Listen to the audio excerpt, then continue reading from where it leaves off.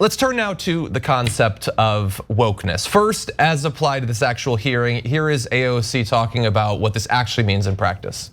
There's no definition of what woke is, but on paper, what's actually being criticized in this hearing is that the so-called woke policies are remote work for federal workers, especially those that live in rural areas, and those who have disabilities, paying interns so that critical opportunities don't just go to privileged kids whose parents can afford to pay for their rent while they go on a free internship. That is what is woke here. That is what the other side is calling woke here.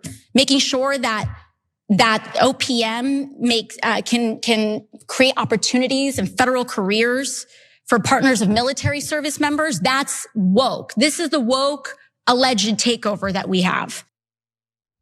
I'm glad that she identified those couple of policies who, like the idea that you would make accommodations for people who live in rural areas. Many of them might be conservative so that they could still be a part of government. Those with disabilities, like that's woke. No wonder they don't want to actually define woke, because when you take a look at what they're actually trying to do, it makes them look really bad when they oppose it. That said, despite the fact that you have heard literally constantly from the right for years now, woke this, woke that, woke's bad, woke's coming for your kids, woke just transed you. Even after all of that, I got an email from a guy saying, if you try to trans my kids, I'm going to kill you. I don't even know what that means. I don't have a ray gun. I don't know that setting. Anyway. We don't know your kids. You weirdo, parent your own kids. Exactly. But anyway, when you ask people after all of that, this reminds me of when you ask people about like the Green New Deal. After years of the only thing they hear about it is bad, but they still like it. New USA Today Ipsos poll finds a majority of Americans are inclined to see the word woke as a positive attribute, not a negative one.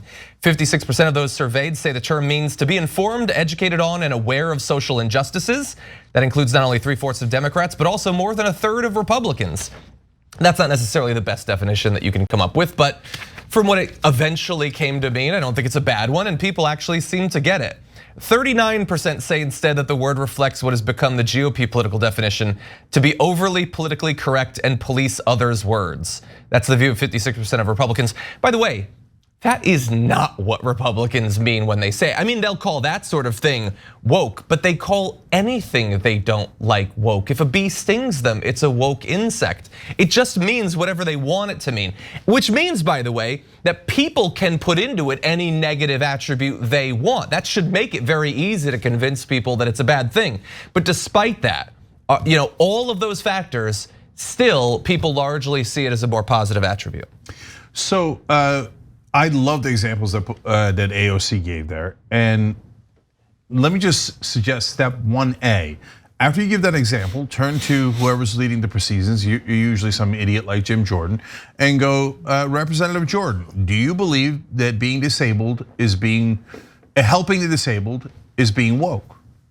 Yes or no? Yes or no? You're saying this is woke, it's in the papers, this is in your proposals. We're helping the disabled, and you say that's a terrible, dumb, woke thing to do. So should we not help the disabled? Should we hurt the disabled, Representative Jordan?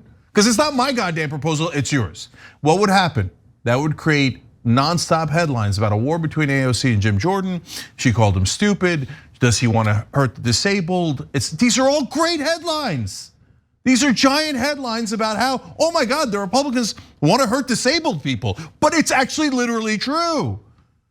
Why don't you take things that are literally true and use it? And by the way, again, don't get me wrong, I'm not criticizing AOC. She's the best of the lot.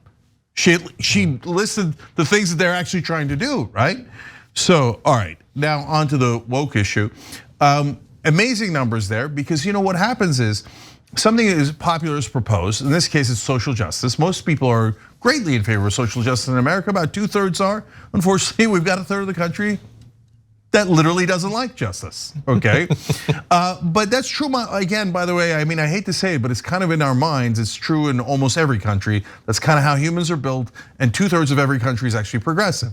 Now, what the media's job is to convince a third of those guys, half of the 2/3 that are progressive in every country, you don't want to do that. Instead, you want to give all the money to the rich and the powerful, okay? You want to give all the power to the rich and the powerful, so we have to convince you to be a conservative. So how are we gonna do that? We're gonna smear everything that helps you. So Green New Deal and universal health care both polled at around 80% when they're first introduced, okay? And then not just Republicans, but corporate Democrats like Joe Biden and Nancy Pelosi, et cetera, and all of mainstream media and all of right-wing media then pile on. They pummel Green New Deal. They're gonna ban burgers, they're gonna ban airplanes. None of it is true, but they just keep putting it in the headlines. Oh, it's gonna take away all your freedom, right? Oh, Medicare for all. You think you're getting free healthcare, that's better and less expensive. Yes, that's actually is what you're getting, right? No, how are you gonna pay for it? If it's half the cost, you can't afford it. What? Okay, and so they did that with woke, but in this case, just the Republicans, right?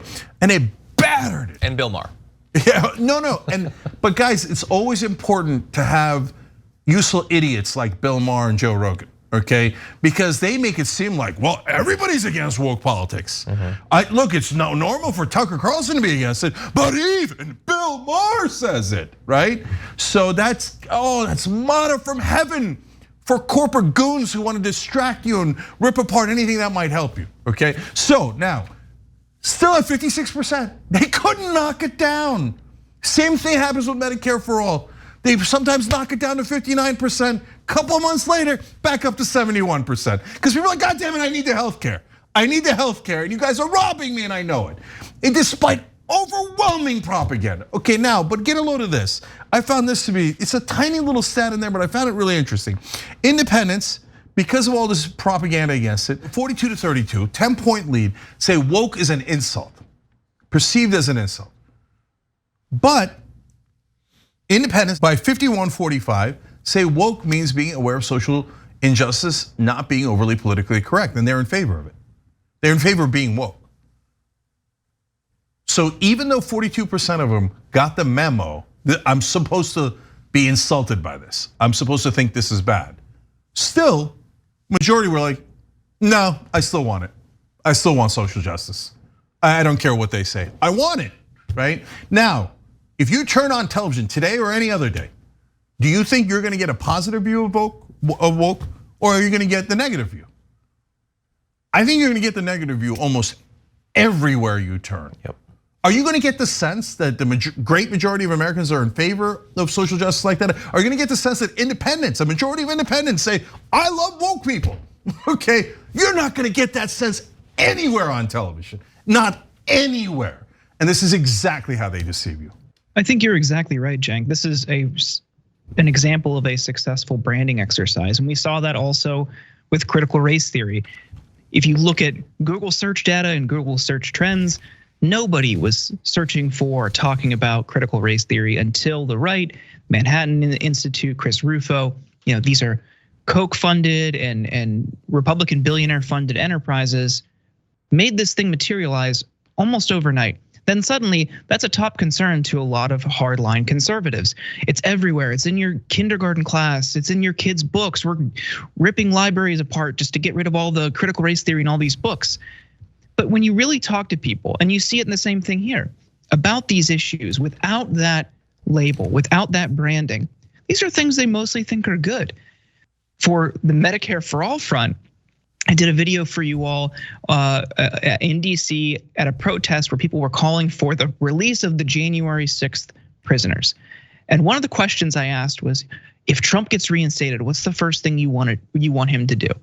And an overwhelming number of people, their answer to that question was universal health care. These are things that we all want because these systems impact everybody. Healthcare doesn't just affect Democrats in a negative way. Everybody is affected by these broken systems and they all want to fix, but unfortunately, because of the media, because of politicians and charlatans, they're misled through successful branding. And we really need to push back on this and just talk to people that we know in our lives and to audiences and people that are listening to us or that we know about these issues specifically devoid of that branding, and then approach that branding conversation after. Yeah, 100%. Yeah, I'm gonna say one last stat here that proves Jordan 100% right. From the same poll, critical race theory, are you in favor of it or opposed to it? 53% opposed, only 41% in favor. So they're definitely against critical race theory. What is critical race theory?